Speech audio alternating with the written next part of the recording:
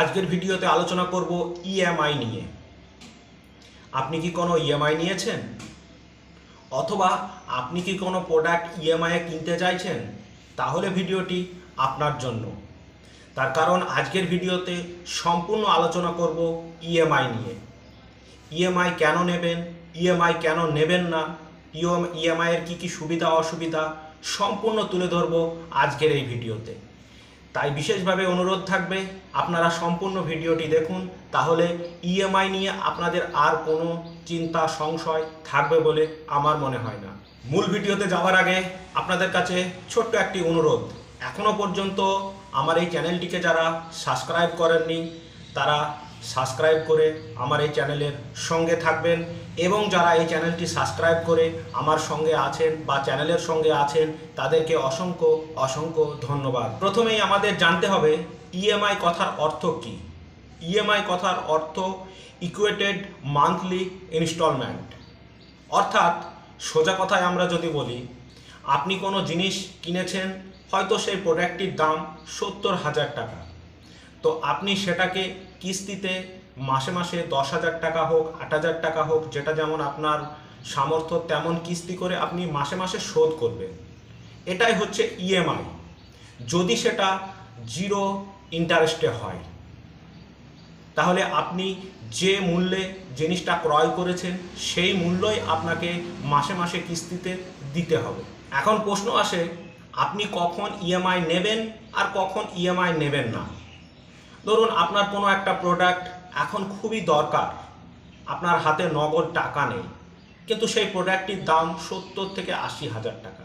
আমি তর্কের স্বার্থে ধরে নিলাম সেই প্রোডাক্টটির দাম 70,000 টাকা। তো 70,000 টাকা এখন আপনার কাছে নগদ নেই, তখন আপনাকে ইএমআইয়ের রাস্তায় যেতেই হবে। তখন আপনি ভালো করে দেখে নেবেন যে ইএমআইয়ে আমাকে নিলে জিরো ইন্টারেস্টে আছে তো। যদি জিরো ইন্টারেস্টে থাকে অবশ্যই নেবেন, কিন্তু আপনি যদি দেখেন যে সেই প্রোডাক্টটি জিরো ইন্টারেস্টে নেই, হয়তো 2% 3% ইন্টারেস্টে আছে, তখন আপনি যে 70,000 টাকার জিনিসটা কিনেছেন সেটাকে আপনাকে 2-3% ইন্টারেস্ট বহন করতে হবে। অর্থাৎ আপনি যে 70,000 টাকার জিনিসটা কিনেছেন শেষে গিয়ে আপনাকে হয়তো 80,000 টাকা পে করতে হবে। তাহলে আপনার 10,000 টাকা এক্সট্রা ওখানে লেগে যাবে। সেক্ষেত্রে আপনারা খোঁজ নিয়ে দেখবেন জিনিস কেনার আগে যে এই জিনিসটি বিভিন্ন ওয়েবসাইটে বা বিভিন্ন শপিং সাইটগুলোতে দেখবেন, সেখানে বিভিন্ন ইএমআইয়ে জিরো ইন্টারেস্টে দেওয়া হয়। তো আপনারা জিরো ইন্টারেস্টে পালে অবশ্যই কিনে নেবেন সেই জিনিসটা, যদি আপনাদের দরকার খুব প্রয়োজন পড়ে তবে। ইএমআইতে কখন যাবেন না, ধরুন আপনার কাছে নগদ 70,000 টাকা নেই আর আপনি 70,000 টাকার একটা আইফোন কিনবেন, তখন আপনি খোঁজ নিয়ে দেখলেন যে কোনো কোম্পানি 0% ইন্টারেস্টে দিচ্ছে না, তখন আপনাকে 2 থেকে 3% ইন্টারেস্টে দিচ্ছে। তখন আপনি সেই ইন্টারেস্ট দিতে হতে পারে আপনাকে 2-3, তখন আপনার সেই প্রোডাক্টটির দাম বেশি হয়ে যাবে। অর্থাৎ সেই প্রোডাক্টটির দাম ধরুন 80,000 টাকা হয়ে যাবে। তাহলে তখন আপনি ইন্টারেস্টে না গিয়ে, এটা আমার সাজেশন, তখন আপনি ইন্টারেস্টে না গিয়ে আপনি একটু একটু করে টাকা জমানো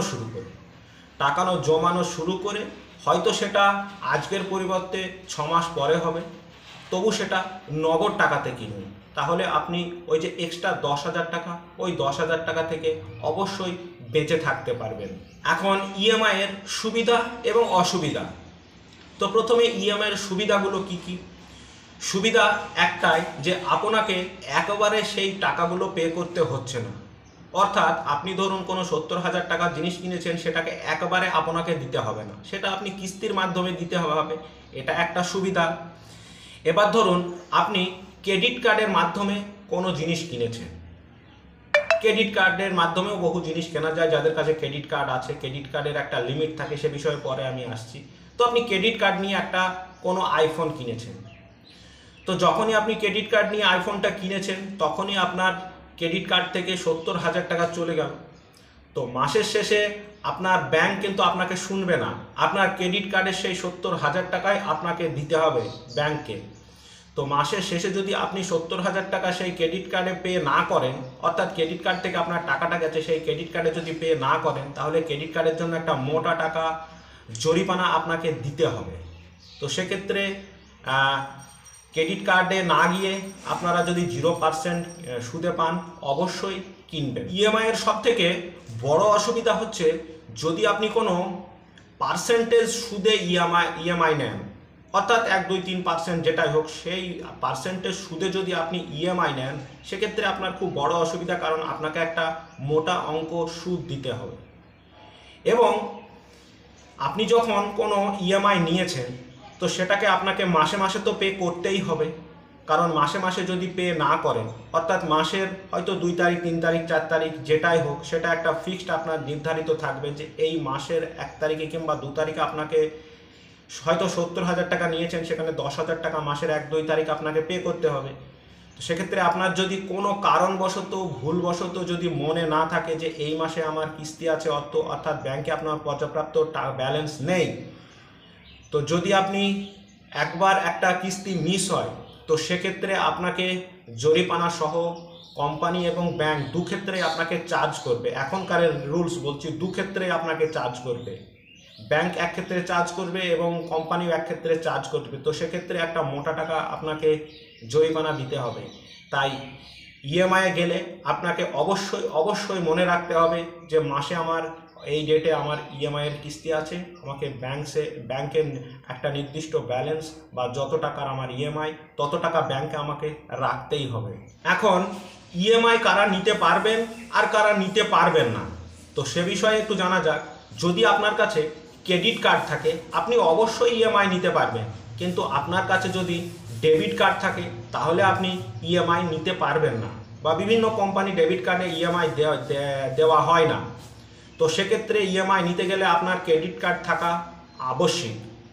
কিন্তু ক্রেডিট কার্ড আর ডেবিট কার্ডটা কী জিনিস, এটা অনেকের মনেই প্রশ্ন জাগতে পারে। তো আজকের ভিডিওতে যদি আমি ক্রেডিট কার্ড আর ডেবিট কার্ড নিয়ে বিস্তারিত বলতে যাই, ভিডিওটা অনেক দীর্ঘায়িত হবে। তাই ক্রেডিট কার্ড এবং ডেবিট কার্ড কি, এ নিয়ে আমি একটা বিস্তারিত ভিডিও আনবো আমার এই চ্যানেলে। তাই অতি অবশ্যই আপনারা চ্যানেলটা সাবস্ক্রাইব করে রাখবেন সেই ভিডিওটা দেখার জন্য। এখন অনেকের মনেই প্রশ্ন জাগতে পারে যে ইএমআই সিস্টেমটা আসলে কীভাবে কাজ করে। তো সেটা জানতে গেলে আমাদের ক্রেডিট কার্ড নিয়ে একটু জানতে হবে। তো যাদের ক্রেডিট কার্ড আছে তারা অবশ্যই জানেন ক্রেডিট কার্ডের সিস্টেমটা কি, যারা জানেন না তাদের জন্য। তো ধরুন আপনার কাছে একটা ক্রেডিট কার্ড আছে, তো সেই ক্রেডিট কার্ডের ব্যাংক একটা লিমিট দিয়ে দেয়। সেটা 1 লক্ষ হতে পারে, 2 লক্ষ হতে পারে, 50,000 টাকা হতে পারে, সেটা যে কোনো অ্যামাউন্ট হতে পারে। ক্রেডিট কার্ডের একটা লিমিট। তো আমি ধরে নিচ্ছি আপনার ক্রেডিট কার্ডের 1 লক্ষ টাকার লিমিট আছে। তো সেখান থেকে কিস্তিতে আপনি 70,000 টাকার একটা জিনিস কিনেছেন। তো আপনার যে লিমিট ছিল 1 লক্ষ টাকা, সেখান থেকে 70,000 টাকা চলে গেলে আপনার ক্রেডিট কার্ডের লিমিট আর 30,000 টাকা থাকবে। তো এবার তো আপনার কিস্তিতে জিনিস কিনে ফেলেছেন, তো মাসে মাসে আপনাকে টাকা দিতে হবে। তো যখনই আপনি মাসে মাসে টাকা পে করবেন, ওই যে 30,000 টাকা বেঁচেছিল এবং 70,000 টাকা ব্লক হয়েছিল, তো 70,000 টাকা থেকে ব্লক 10,000 টাকা, আপনি ধরুন 10,000 টাকা কিস্তি দিচ্ছেন। তো 10,000 টাকা যখনই আপনি ফার্স্ট কিস্তি দেবেন, ওই যে 70,000 টাকা ব্লক ছিল ওখান থেকে 10,000 টাকা ব্লক ছেড়ে 60,000 টাকা ব্লক দেখাবে এবং আপনার অ্যাভেলেবেল ব্যালেন্স দেখাবে 40,000 টাকা। তো এরকম মাসে মাসে পরের মাসে যখনই দেবেন আবার 10,000 টাকার কিস্তি, তো আপনার ক্রেডিট কার্ড থেকে আবার 10,000 টাকা ব্লক ছেড়ে যাবে। তখন আপনার ব্লক অ্যামাউন্ট দাঁড়াবে 50,000 টাকা, আপনার ক্রেডিট কার্ডের ব্যালেন্স দাঁড়াবে 50,000 টাকা। তো এভাবেই মূলত ক্রেডিট কার্ড থেকে কিস্তিতে লোন নেওয়া যায়। আশা করব এই ছোট্ট ভিডিওর মাধ্যমে ইএমআই নিয়ে যতটুকু সম্ভব ততটুকু আপনাদের বোঝানোর চেষ্টা করেছি। তো ভিডিওটি আপনাদের কেমন লাগলো অতি অবশ্যই নিচে কমেন্ট বক্সে জানাতে ভুলবেন না। আর যদি ভিডিওটি একটুও ভালো লেগে থাকে অতি অবশ্যই একটা লাইক দিয়ে যাবেন। আর যদি খারাপ লাগে তাহলে বরাবরের মতো একটা ডিসলাইকও দিয়ে যাবেন, যেটা প্রাপ্য সেটা মাথা পেতে স্বীকার করে নেব। এবং অতি অবশ্যই ভিডিওটাকে একটু শেয়ার করতে ভুলবেন না। এটা আপনাদের কাছে অনুরোধ রাখছি, ভিডিওটাকে অতি অবশ্যই একটু শেয়ার করবে। তো আজকের ভিডিও শেষ করব, দেখা হবে পরের কোনো ভিডিওতে নতুন কোনো টপিক নিয়ে, নতুন কোনো বিষয় নিয়ে। ততক্ষণের জন্য আপনারা সুস্থ থাকবেন ও ভালো থাকবেন।